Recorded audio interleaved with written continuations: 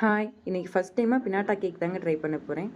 நான் இன்றைக்கி டார்க் சாக்லேட்டில் தான் செய்ய போகிறேன். ஃபஸ்ட்டு கோட்டிங்க்காக ஊற்றி ஸ்ப்ரெட் பண்ணிகிட்ருக்கேன் சாக்லேட்டை. இதை ஊற்றிட்டு ஃப்ரிட்ஜில் செட் பண்ணிவிட்டு இதை மாதிரி 3 கோட்டிங் கொடுக்கணுங்க. அப்போ தான் டீமோல்ட் ஆகும்போது பிரேக் ஆகாமல் வரும். நானும் உடஞ்சிடக்கூடாதுன்னு பயத்துலேயே டீமோல்ட் பண்ணேங்க. ஆனால் உடையாமல் செம்மையாக வந்துட்டு இதை மட்டுமே அப்படியே கட் பண்ணிடலாம் போலயே, அவ்வளோ அழகாக இருந்துச்சுன்னு நானும் என் ஹஸ்பண்டும் வெறிக்க பார்த்துட்டு இருந்தோங்க.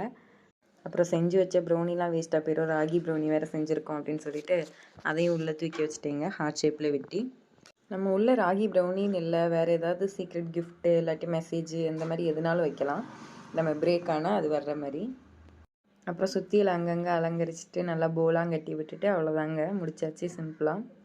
அப்புறம் லைட்டிங்ஸ்லாம் ஆட் பண்ணக்கப்புறம் ரொம்ப அழகாக இருந்துச்சுங்க. அப்புறம் பிரேக் பண்ணி பார்த்தோம்.